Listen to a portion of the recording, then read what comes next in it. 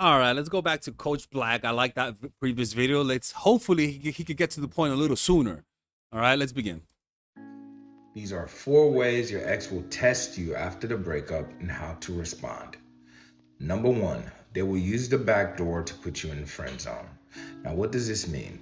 After a breakup, your ex wants to be comfortable. They want to put you on the back burner and go see if the grass is greener, do their own thing, but have unlimited access to you. So a lot of times they'll ask you to be friends. If you've been watching this channel or you understand no contact, more than likely you said no. But your ex is smart. They're gonna test you. They'll ask you to do things that they would typically do with a friend. They'll keep calling and texting you and basically keeping you around on the back burner without a title. Do not fall for it. Set boundaries and say, I have no interest in being friends, and it looks like, based on our communication, that's what you're looking for. I'm asking that you do not reach out to me unless you want to date. Number two is Now that look, they ask you for favors. I've time out. I've been there, and the reason why they want to stay friends, and I'll be honest with you, sometimes it's because you guys got along really well. You guys got along extremely well, like as friends. The text messages were fun, the conversations were fun, and what you don't realize is that when you're falling in love, two things are happening. You're starting to develop attraction towards a person, but also you're starting to develop a friendliness, and the attraction can go away quicker, but the friendliness takes a long time for it to fade away because you get what I'm saying. Like you rarely wake up and say, "I don't want to be friends with my friend." It's usually conflict, right? And so those friendly emotions are very hard to go away, and because the truth is that it's very hard to find someone who we get along with. And so a lot of the times your ex also wants to stay friends, but the truth is that it's not appropriate. It's an inappropriate relationship. And it only works while you're together. The friendship is only there to bind your attraction for long term. When it's not there, unfortunately, you gotta throw away the friendship thing. Fuck that friendship. It sucks because with some people, it feels like they're the one pair. It feels like they understand you more than anyone. But French, that feeling of friendship, it fades away over time. It fades away. Because at the end of the day, what created the friendship was the attraction. Look, I'll take that back. A lot of the times, you just make good friends, and that's really difficult to let go of someone who you feel like understands you that way. And sometimes you're able to not like them and still be friends with them. But the problem with that is that it presents problems for you if you actually date someone and they're like, who the fuck is this person? Like now you're gonna start lying? Nah, bro. A lot of times, your ex does this to see if you still have feelings for them, to Let's go understand. back. Do not reach out to me. Based on our communication, that's what you're looking for. I'm asking that you do not reach out to me unless you want to date. Number two is that they ask you for favors. A lot of times, your ex does this to see if you still have feelings for them, to understand where they stand with you.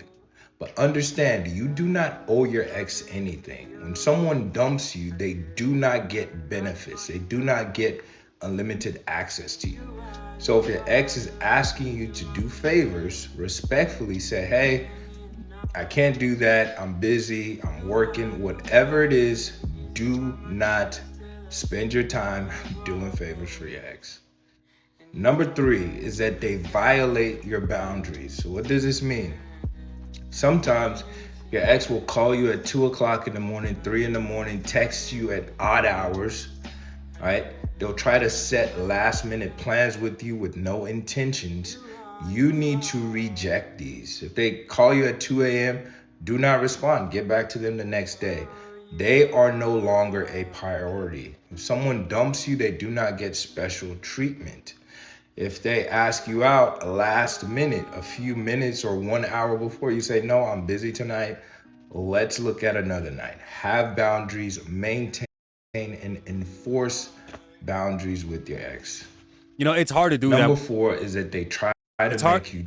It's hard to do that when you really like them because you have feelings for them and you know what I'm saying. But that's what I'm telling you. That's why it's harder for people to get over people.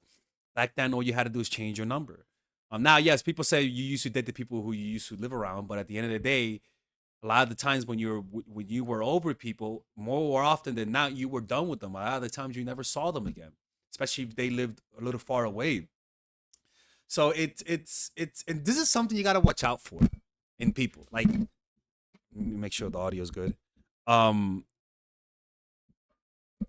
People who stay friends with their exes and communicate with them consistently, watch out. No bueno. Not good. Not good. That it's not. They're not mature. They're not mature. That it's just toxic. Jealous. They might talk about someone that they're dating or someone who likes them. And you need to just dismiss this. He's like, Let's go hey, back. I'm not interested in talking about your. If they ask you out last minute, a few minutes or 1 hour before, you say, no, I'm busy tonight. Let's look at another night. Have boundaries, maintain and enforce boundaries with your ex. Number 4 is that they try to make you jealous. Oh, They might that's just talk about toxic. someone that they're dating or someone who likes them. And you need to just dismiss this. He's like, hey, I'm not interested in talking about your dating life. Again, if that's what you want to talk about, I'd appreciate it if you don't reach out to me. If you want to talk, if you want to go on dates, Honestly, the people who are gonna have the hardest time to do this are people pleasers. You know, people pleasers. People who have a tough time pushing people away. People who have a tough time hurting people's feelings, and the people who are gonna take advantage of that the most are narcissists. People who know that you struggle pushing people away. You know, and look, man, if you're dating someone and they actually do this after you told them not to, remember, just realize you did not know them. They are more toxic than you remember. Like, because anyone who is not toxic and you tell them no, please leave me alone. As much as they like you, they'll leave you alone because they care for you. But if they don't leave you alone, that's just a sign that this person doesn't care for you and it's all about their insecurity. They're only doing this because they feel pain. They know you don't want them to contact them, but they're so selfish because of the pain that they feel is so intense that they're like, fuck it. I know they don't want me to text them, but I am so unhappy. I need to relieve this emotion. Notice it's all about them. I am in so much pain. I'm willing to re-traumatize you, give you hope, ruin your relationship, all because I want you to help me remove that negative feeling.